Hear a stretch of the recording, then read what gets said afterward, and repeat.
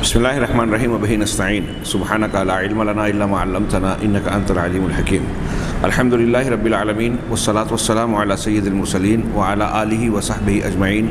ومن تبعہم بإحسان الی یوم الدین اعوذ باللہ من الشیطان الرجیم بسم اللہ الرحمن الرحیم آمن الرسول بما انزل الیہ من ربہ والمؤمنون کل آمن باللہ وملائکتہ وکتبہ ورسلہ لا نفرق بین احد من رسلہ وقالوا سمعنا واطعنا غفرانک ربنا والیک المصیر۔ سامعین کرام، نبی کریم صلی اللہ علیہ وسلم کے تعلق سے اہل غلو کے بیان میں یہ تذکرہ جاری ہے کہ بعض حضرات نے یہ عقیدہ گڑھا، بلکہ سازش کے طور پر اسلام کو نقصان پہنچانے کے خفیہ مقصد کے تحت اس قسم کے عقیدت مندانہ واقعات کو تراشا کہ اللہ کے نبی صلی اللہ علیہ وسلم اپنی وفات کے بعد بعض لوگوں سے ملتے ہیں، اور اس بات کا تذکرہ، اس کی تردید کرنے کے بعد ہم یہ بیان پڑھ رہے تھے کہ اللہ کے نبی صلی اللہ علیہ وسلم نے بعض صوفیہ کے مشائخ سے ملاقات کی وفات کے بعد، اور اتنا ہی نہیں بلکہ ان کو کچھ خصوصی عبادات اور اذکار کی تلقین فرمائی۔ اس ضمن میں پچھلے درس میں یہ بیان کیا گیا کہ احمد التجانی، جو صوفیہ کے طریقہ سلسلہ تیجانیہ کے مرکزی شخصیت اور ان کی طرف نسبت رکھی جاتی ہے اس سلسلے کی، ان کے بیان میں یہ بات گزری کہ نبی صلی اللہ علیہ وسلم نے ان سے ملاقات کی اور انہیں ایسی بشارت اور خوشخبری دی کہ اللہ کے نبی صلی اللہ علیہ وسلم بذات خود ان کے مربی ہیں، ان کی کفالت کرنے والے ہیں، اور دوسرے طرق اور طریقوں یا سلسلوں کے کسی بھی کوئی چیز کو ان کو اختیار کرنے کی، خلوت اور اعتزال کی، تنہائی اختیار کرنے کی کوئی ضرورت نہیں ہے، انہیں اعلیٰ مقام عطا کر دیا گیا ہے۔ ایسی ایک عبارت پچھلے درس میں ہم نے بیان کی تھی۔ اس کے بعد یہ عمر الفوتی اس کے علاوہ اس عبارت کے بعد ایک دوسری جگہ کہتا ہے کہ لما وقع الفتح للتجانی وأذن له صلی اللہ علیہ وسلم فی تلقین الخلق بعد ان کان فارا من ملاقات۔ میں مفہوم اپنے الفاظ میں بیان کرتا ہوں کہ جب اللہ کے رسول صلی اللہ علیہ وسلم نے احمد التجانی کو اجازت دے دی اور ان کے لیے معرفت کا دروازہ کھول دیا گیا، یہ فتح وقع الفتح، اور ابھی جس خاص ورد کی، وظیفے کی کا ذکر ہوگا اس کو بھی صلاۃ الفاتح لما اغلق نام ہی دیا جاتا ہے کہ جو چیز بند ہے اس کو کھولنے والی صلاۃ، اس کو کھولنے والی دعا۔ تو اللہ کے رسول صلی اللہ علیہ وسلم نے بیداری کی حالت میں، یہ کہہ رہے ہیں ملاقات کر کے جب ان کو اجازت دے دی اور مخلوق کو تلقین کرنے کی، یہ حکم دیا کہ آپ جو ہے مخلوق کو تلقین کرے۔ حالانکہ احمد تجانی صاحب اپنی ذات پر توجہ دیتے ہوئے لوگوں سے الگ تھلگ رہنا چاہتے تھے، لوگوں سے بھاگتے تھے، لیکن انہیں اس پر ابھارا اللہ کے نبی صلی اللہ علیہ وسلم نے کہ لوگوں کی تلقین کرے۔ اور آپ جو ہے یہاں ضمناً ذکر کیا کہ اللہ کے نبی صلی اللہ علیہ وسلم سے یہ جو بات لی کہ آپ لوگوں کو تلقین کریں، رہنمائی کریں اور مشیخت کو قبول کریں، یہ واقعہ اللہ کے نبی صلی اللہ علیہ وسلم نے بیداری میں آپ سے ملاقات کر کے کیا، یہ واقعہ ہے۔ کہہ رہے ہیں وہ بات تھوڑی سی گنجلک ہو گئی، جملہ بگڑ گیا، کہ احمد التجانی مشیخت کے معاملے سے بچنا چاہتے تھے، لوگوں سے الگ رہنا چاہتے تھے، لیکن اللہ کے نبی صلی اللہ علیہ وسلم نے بیداری کی حالت میں ملاقات کر کے آپ کو یہ حکم دیا کہ آپ لوگوں کو تلقین کریں، لوگوں کی رہنمائی کریں، مخلوق کی تربیت کریں عموم اور اطلاق کے ساتھ، اور پھر ان کے لیے اس ورد کو متعین کیا جس کی وہ تلقین کریں، ورد اور وہ اوراد بتائے نبی صلی اللہ علیہ وسلم نے کہ یہ لوگوں کو بتائیں۔ کہہ رہے ہیں کہ وَهَذَا بَعْدَ إِخْبَارِهِ، یہ کچھ جو عبادات اور طریقہ بتایا گیا، یہ اس بات کی خبر دینے کے بعد کہ احمد التجانی بہت بلند مقام رکھتے ہیں اور قدر و منزلت میں بہت اونچائی پر فائز ہیں، اور اللہ کے نبی صلی اللہ علیہ وسلم نے انہیں نہ صرف ان کی شخصیت کے مقام و مرتبے کو بتایا بلکہ ساتھ ہی ساتھ وہ ورد اور وہ ذکر جو ان کو دے رہے ہیں اور یہ کہہ رہے ہیں کہ یہ لوگوں تک پہنچائیں، ان کی تلقین کریں، اس ورد کی فضیلت اور اس کی قدر و منزلت بھی بتائی، اور ساتھ ہی ساتھ یہ بھی بتایا کہ اللہ تبارک و تعالیٰ نے وما اعد اللہ تعالی لمن احبہ من اتباعہ، کہ ان کے متبعین اور مریدین میں سے جو شخص اس سے محبت کرے گا، اس ورد سے محبت کرے گا، تو اللہ تبارک و تعالیٰ نے اس کے لیے اور ان کی جماعت کے لیے، ان کے سلسلے والوں کے لیے کیا کیا انعامات تیار کر رکھے ہیں۔ یہ ساری چیزیں جو ہے یہ عمر الفوتی نے بیان کی رماح حزب الرحیم نامی کتاب میں۔ فمن تلک الاوراد، کہہ رہے ہیں کہ ان اوراد میں سے ورد، یہ دیکھیے یہ جو میں بیان کر رہا ہوں، صاحب کتاب دکتور صادق نے اہل غلو کے اس پہلو کو ایک نمونے کے طور پر کچھ چیزیں بیان کر رہے ہیں صرف ایک سلسلے تیجانی سے۔ یہ عربی زبان میں ہے اور میرے ہاتھ میں شیخ احسان الہی علامہ احسان الہی ظہیر رحمہ اللہ کی کتاب دراسات فی التصوف بھی ہے۔ میں نے کچھ چیزیں اس کی تشریح دیکھنے کے لیے جب اسے کھولا تو احمد التجانی سے متعلق یہ جو باتیں یہاں بیان کی گئی ہیں، یہ شیخ کے یہاں یہ عبارتیں بھی موجود ہیں اور اس سے کچھ زائد باتیں بھی زیادہ تفصیل سے موجود ہیں، اور اس کے علاوہ دوسرے سلسلوں کی بھی ایسی خرافات اور بہت ساری باتیں موجود ہیں۔ اس سے پہلے کے ایک کتاب میں شیخ نے چشتی قادری نقشبندی سلسلوں سے متعلق ایسی باتوں کو بیان کیا۔ اس میں مستقل باب بیان کیا کہ انہوں نے کیسی کیسی عبادات، اوراد، اذکار، دعائیں جو انہوں نے تراشی ہے، جس کا قرآن و حدیث سے کوئی تعلق نہیں ہے، اور دین میں اسے ایجاد کر کے ڈال دیا، اور اپنے مریدین کو یہ باور کراتے ہیں کہ ان کی اتنی فضیلت ہے۔ ابھی آپ آگے پڑھیں گے کہ یہ جو احمد التجانی کے اوراد بتائے ہوئے اوراد ہیں، اسی طرح دوسرے سلسلے والوں کے یہاں ان کے اپنے بناوٹی اوراد اور اذکار ہیں، دعائیں ہیں۔ ان اوراد و اذکار کی ایسی فضیلتیں بیان کی جاتی ہے جو قرآن، حدیث، اللہ کے نبی صلی اللہ علیہ وسلم کے بتائے ہوئے اذکار و اوراد کے مقابلے میں بھی بہت زیادہ اونچے ہیں۔ آپ سمجھ رہے ہیں؟ شیخ نے اس کتاب میں علامہ احسان الہی ظہیر رحمہ اللہ نے ایک پورا عنوان قائم کیا اور ثبوت پیش کیے کہ التصوف مؤامرۃ ضد الاسلام، کہ یہ تصوف جو ہے یہ اسلام کے خلاف سازش ہے، اور یہ چھوٹی موٹی سازش نہیں ہے، یہ دوست کے بھیس میں دشمنی نکالنے والا انداز ہے۔ لوگوں کی عقیدت، محبت اور دین سے ان کی رغبت کا استحصال کیا جاتا ہے۔ اب دیکھ رہے ہیں آپ کہ عقیدت کے نام پر کچھ بزرگوں کی بزرگی کو تراشا جاتا ہے غیر ثابت شدہ واقعات کے ذریعے، اور پھر ان کے لیے ایسے واقعات اور ایسی چیزیں ثابت کی جاتی ہیں پہلے راستہ بنانے کے لیے کہ ان سے رسول اللہ صلی اللہ علیہ وسلم کی ملاقات ہوئی، آپ نے تلقین کی، براہ راست تعلق تھا، یہ کشف صاحب کشف تھے، یہ ایسے تھے، یہ ویسے تھے۔ اب اس کے بعد جب یہ قوم نے، جاہل عوام نے مان لیا تو ساتھ ساتھ یہ بیان کرنے لگے جب رسول اللہ صلی اللہ علیہ وسلم سے ملتے تھے تو پہلے تو ان کی بھی فضیلت ہو گئی، اب ملاقات کرتے تھے تو براہ راست ڈائریکٹ بہت ساری چیزیں انہوں نے رسول اللہ صلی اللہ علیہ وسلم سے اخذ کی، بہت سی تعلیمات ان سے حاصل کی۔ اب جب رسول سے وہ تعلیمات حاصل کی اور یہ اپنے مریدین کو بتا رہے ہیں تو گویا بیچ میں حدیثوں کی سند اور اس کے صحیح اور غلط ہونے، صحیح اور ضعیف ہونے کی کوئی بحث ہی نہ چھیڑی جائے، آنکھ بند کر کے اسے قبول کر لیا جائے کہ یہ تو براہ راست اللہ کے رسول سے اور اللہ تعالیٰ سے لی ہوئی بات ہے، تعلیمات ہے، اور اس کو دین بنا دیا گیا۔ جبکہ اللہ کے رسول صلی اللہ علیہ وسلم کی حیات طیبہ میں آپ کے اس دنیا سے رخصت ہونے سے پہلے ہی اللہ نے اعلان کر دیا الیوم اکملت لکم دینکم واتممت علیکم نعمتی، دین مکمل ہے، اب اس میں کسی کمی بیشی کی کوئی گنجائش نہیں ہے، اور یہ بات لوگ جانتے تھے۔ اور اگر عوام کے سامنے، میں نے جیسا کہ اس سے پہلے کے درس میں کہا، پھر سے دہرا رہا ہوں کہ اگر عوام کے سامنے آج بھی کوئی شخص یہ کہے کہ یہ میں فلاں بات میں بیان کر رہا ہوں یا فلاں بزرگ بیان کر رہے ہیں اور یہ دین کا حصہ ہے، یہ شریعت کا حصہ ہے، تو کوئی بھی قبول نہیں کرے گا۔ لہٰذا لوگ اسے قبول کریں اس کے لیے پہلے یہ ساری چیزیں تراشی گئی۔ نبی صلی اللہ علیہ وسلم کا بیداری میں ملاقات کرنا، تلقین کرنا، اور پھر بزرگان دین کے بارے میں اللہ کے نبی صلی اللہ علیہ وسلم کی زبان سے جھوٹے واقعات کے واسطے سے یہ بیان کرنا کہ ان کا ایسا اعلیٰ مقام ہے۔ اب ان کا مقام مرتبہ بتایا گیا، پھر اس کے بعد یہ بتا رہا ہے کہ اللہ کے رسول نے ان کو یہ عبادت اور یہ ذکر بتایا۔ اور اس کی فضیلت ابھی آپ آگے پڑھیے، فمن تلک الاوراد، ان اوراد میں سے ایک ورد وہ ہے جسے رسول صلی اللہ علیہ وسلم نے احمد تجانی کو املا کرایا جیسا کہ ان کا دعویٰ ہے۔ ہاں، صلاۃ و جوہرۃ الکمال، یہ کہہ رہے ہیں کہ اس کا ایک ورد کا نام ہے صلاۃ و جوہرۃ الکمال التی جاء فی فضلها ما یلی، جس کی فضیلت میں یہ نیچے کی عبارت بیان کر رہے ہیں۔ شیخ علامہ احسان الہی ظہیر رحمہ اللہ نے بھی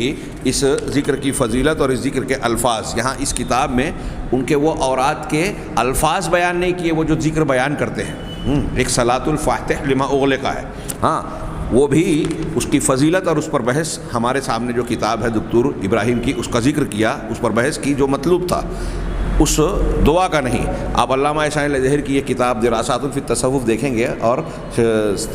طریقۃ التجانیہ سے متعلق تفصیل پڑھیں گے تو اس میں آپ کو یہ اوراد اور ان کے الفاظ بھی ملیں گے اور پھر اس پر تبصرہ اور مواخذہ بھی آپ کو نظر آئے گا۔ ہم یہاں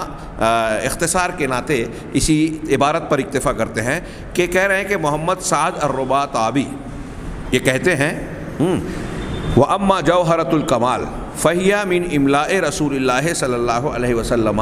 لسیدنا الشیخ رضی اللہ عنہ یقظۃ لا منامًا۔ ہاں، میں پھر سے اس بات کو بیان کروں کہ ان واقعات اور تفصیلات کو بیان کرنا کوئی ایسی بات نہیں ہے کہ میں صرف معلومات پیش کر رہا ہوں، یا حقیقت میں مجھے خود میں اپنی ذاتی بات کہوں تو ان چیزوں کو بیان کرنے میں کوئی بہت لطف محسوس نہیں ہو رہا ہے سیکھنے سکھانے والا، لیکن اس کی نزاکت اور سنگینی کا احساس کرتے ہوئے کہ عام طور سے ان چیزوں کو لوگ عوامی سطح پر بیان نہیں کرتے، اور جو طبقات عوامی سطح پر ان چیزوں میں اس دلدل میں پھنسا ہوا ہے ان کو عموماً بہت سے لوگ ان واقعات کو نہ جاننے کی وجہ سے متنبہ نہیں کر پاتے، ان کو آگاہ نہیں کر پاتے۔ لہٰذا ہمیں اور آپ کو بغیر اکتائے ہوئے اس کی اہمیت اور سنگینی کو دیکھتے ہوئے کہ اس بات کو ماننے سے دین کی بساط کس طرح الٹتی ہے اور ایک آدمی اپنے آپ کو دیندار سمجھنے کے باوجود دین کا مخالف اور دین سے دور تر ہوتا جاتا ہے، یہ محسوس کرنے کے لیے ان نمونوں پر ہم کو نگاہ ڈالنی ہے کہ کتنی بڑی سازش کی گئی، کتنا کھڑاگ پھیلایا گیا، اور یہ جو کچھ ہم یہاں پڑھ رہے ہیں یہ بہت کم ہے۔ ان کی کتابیں ایسے واقعات سے، ایسے دعووں سے، قرآن حدیث صحابہ کرام کے منہج عقائد کے خلاف باتوں سے بالکل اٹی اور بھری پڑی ہے۔ ہم یوں سادگی سے کہہ رہے ہیں، آپ سن رہے ہیں، لیکن جو لوگ عقیدت سے ان چیزوں کو، ان سلسلوں کو مانتے ہیں، ان سے جڑے ہوئے ہیں، وہ آنکھ بند کر کے ان کی صداقت اور حقانیت کو تسلیم کر لیتے ہیں اور اپنے دین و ایمان کو داؤ پر لگا دیتے ہیں۔ کتنا بڑا مسئلہ ہے یہ، 2 4 5 لوگوں کا نہیں، یا دنیا کے کسی ایک خطے اور علاقے کا معاملہ نہیں ہے، یہ ایک عالمگیر فتنے کی حیثیت رکھتا ہے۔ دنیا کے مختلف علاقوں اور خطوں میں جو عالم اسلام کہلانے والے علاقے ہیں، آپ کو اس فتنے کے شکار، اس سازش میں گرفتار ایک بڑی تعداد لوگوں کی ملے گی۔ اہل تصوف ہندوستان پاکستان کا تو ماوا آدم ہی نرالا ہے۔ یہاں بعض اہل علم نے یہ بیان کیا، ہاں یہ کہتے ہیں کہ ایک آدمی بہت بڑی شخصیت بن جائے، صاحب علم، صاحب فن، ہاں بصیرت و بصارت کے اعلیٰ معیار پر ہو، لوگ اس کی شخصیت کی قدر نہیں کریں گے۔ آج بھی آپ دیکھ لیں، جو اہل علم ہیں، علم کی بنیاد پر ہمارے سلف میں قرآن حدیث کے جاننے کی بنیاد پر قدر ہوتی تھی۔ آج ہمارے سماج اور معاشرے میں اہل علم صرف علم کی حیثیت سے اور ان کے اندر تقوی طہارت بھی ہو، ان کی قدر عزت ظاہری طور سے، سطحی طور سے معمول کی ہو جائے گی، لیکن عقیدت کے اعتبار سے کسی کو بڑھاوا دینا، اس کو آگے بڑھانا، شہرت دینا، اس کی باتوں کو توجہ سے سننا، اس کی سمع و طاعت کو کرنے کی کوشش کرنا، اعتماد کرنا، ہاں تحفے، تحائف، نذرانے اور جو ایسے علماء سے عقیدت میں لوگ پیش کرتے ہیں، یہ کن لوگوں کو دیا جاتا ہے؟ ہاں جو اہل علم، متقی، پرہیزگار اور واقعی صاحب علم ہے، آپ کو ان کا مقام کم نظر آئے گا۔ آپ کو ایسا دکھائی دے گا ہندوستان، پاکستان وغیرہ کے ماحول میں کہ علماء اور شخصیات میں زیادہ مشہور کوئی شخص لوگوں میں مقبول اس وقت ہوا جب تصوف کے کسی سلسلے سے جڑا، بہت افسوسناک اور المناک یہ حقیقت ہے۔ آپ ایسی شخصیات بعض دیکھیں گے جیسے مولانا ابوالکلام آزاد ہیں، سیاست میں ہونے کی وجہ سے ان پر کچھ اعتراض تھا، ہندوستان پاکستان کی تقسیم کے مخالف ہونے کی وجہ سے ان کے کچھ مخالفین تھے، پھر بعد میں وہ اگرچہ بریلوی گھرانے کے چشم و چراغ تھے، سجادہ نشین ہو سکتے تھے، وہاں سے نکل کر وہ قرآن و حدیث والے گروہ سے وابستہ ہو گئے، منہج سلف اختیار کیا، اپنی تحریر تقریر میں اسی کو بیان کیا، تو اس بنیاد پر ان کے مخالفین ہو گئے۔ مولانا ابوالکلام آزاد کی ہندوستان پاکستان میں علمی اعتبار سے جو حیثیت ہے وہ کچھ لوگوں میں اور بعض اہل علم کے یہاں مسلم ہے، شخصیت کو مانتے ہیں، لیکن اس کے مقابلے میں آپ دیکھیے کہ ایسے لوگ جو علم کے عین سے بھی واقف نہ ہوں لیکن پیری مریدی کر رہے ہیں، جاہل مشائخ، ان کو لوگ سر پہ بٹھاتے ہیں، ان کی سمع و اطاعت کرتے ہیں۔ آج آپ کے اپنے معاشرے میں اگر میں کہوں تو ہندوستان پاکستان کے کسی بھی بڑے شہر میں، علاقوں میں جائیے، اکثر و بیشتر میں یہ بات مل جائے گی کہ بہت سارے جاہل پیر مشائخ جو ہیں وہ کروڑ پتی ہیں، ان کے ساماننے والے، ان کے معتقدین کی ایک بڑی بھیڑ اور تعداد ہے، اور جو اہل علم ہیں، متقی پرہیزگار ہیں، واقعی علم کے اعلیٰ پہاڑ ہیں، ہاں، وہ آپ دیکھیں گے، آپ پائیں گے کہ غور سے دیکھیں گے تو ان کی زندگیوں میں آپ کو الجھنیں، مسئلے، پریشانیاں، قسم پرسی نظر آئے گی۔ یہ بعض استثناءات ہو سکتے ہیں، ایک عمومی مزاج اور ماحول بنا رہا ہوں۔ یہ ہماری تربیت اور بگڑے ہوئے مزاج، غلط تربیت اور بگڑے ہوئے مزاج کا ایک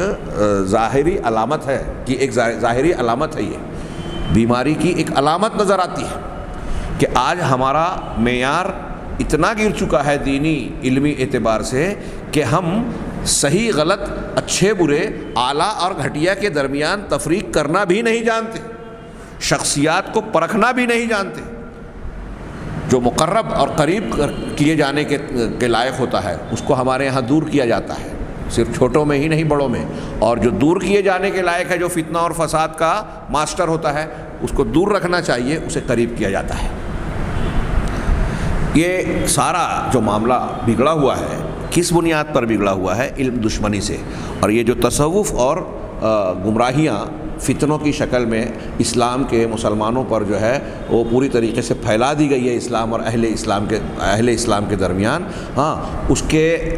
نتائج یہی نکلتے ہیں کہ آدمی قرآن حدیث سے، ان کی تعلیمات سے، علم کی گہرائیوں سے دور تر ہوتا جاتا ہے اور جہالت کو گلے لگاتا جاتا ہے۔ یہ پوری پیری مریدی کا حاصل یہی ہے۔ علامہ اسماعیل ظہیر اور شیخ عبد الرحمن اور دوسرے اہل تصوف پر کتابیں لکھنے والوں نے اس پر لمبی چوڑی بحث کی ہے کہ تصوف کا ایک بہت بڑا وار اور ضرب سب سے پہلا یہ ہے کہ قرآن و حدیث سے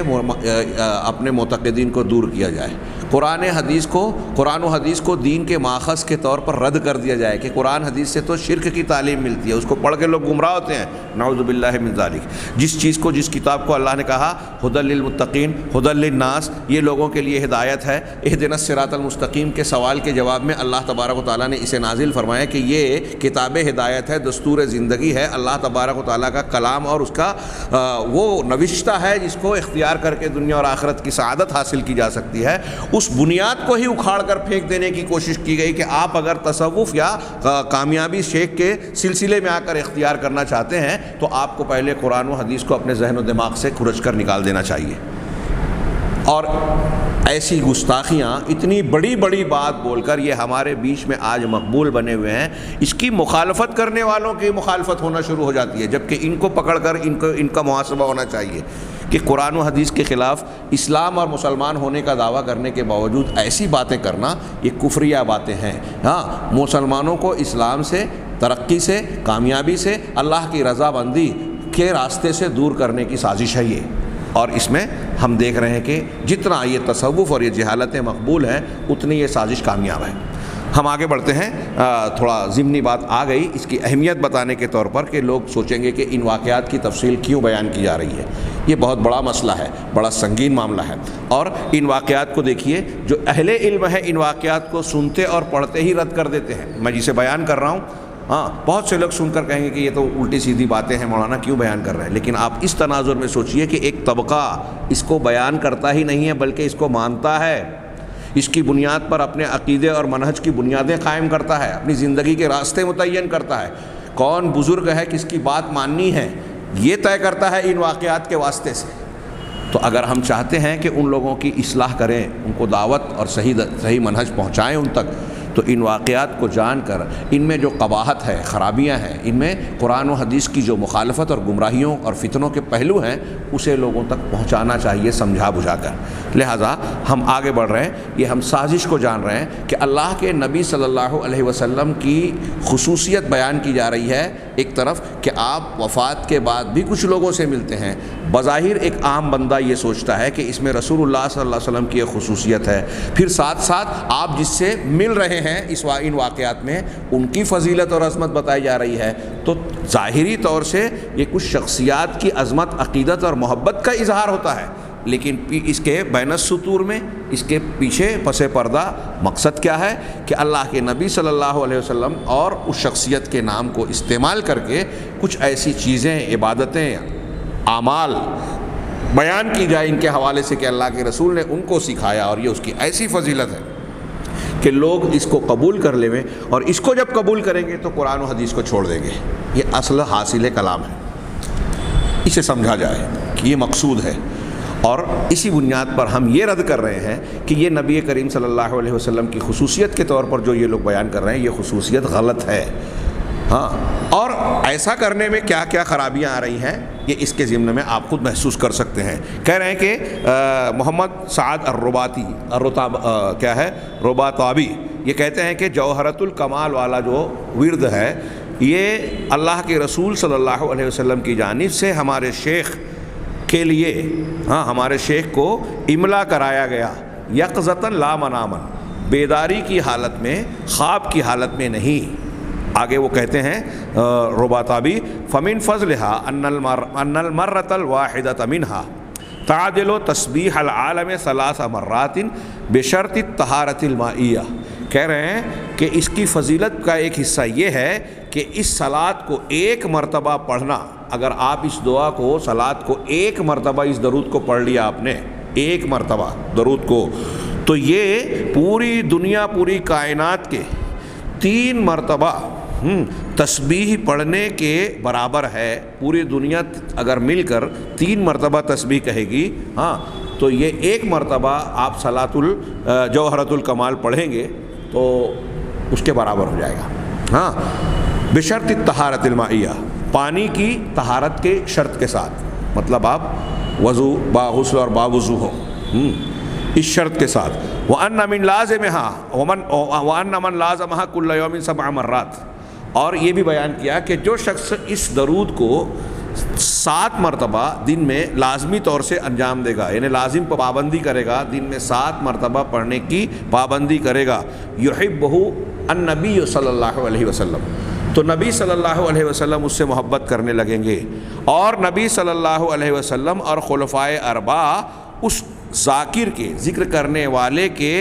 ساتھ حاضر ہوں گے، ان میں سے 7ویں مرتبہ ذکر کرنے کے بعد، یعنی وَأَنَّ النَّبِيَّ صلی اللہ علیہ وسلم والخلفاء الاربعہ يحضرون مع الذاکر عند السابعۃ منها، یہ درود جب پڑھے گا 7 مرتبہ، تو 7ویں مرتبہ جب پڑھنے لگے گا تو نبی صلی اللہ علیہ وسلم اور ان کے آپ کے 4 خلفاء اربعہ اس کے ساتھ حاضر ہو جائیں گے، وَلَا يُفَارِقُونَهُ حَتَّى يَفْرُغَ مِن ذِكْرِهَا، اور اس سے جدا نہیں ہوتے یہاں تک کہ وہ اس کے ذکر سے فارغ ہو جائے۔ یہ محمد سعد رباطابی اس کی کتاب ہے شروط و احکام و اوراد الطریقۃ التجانیہ،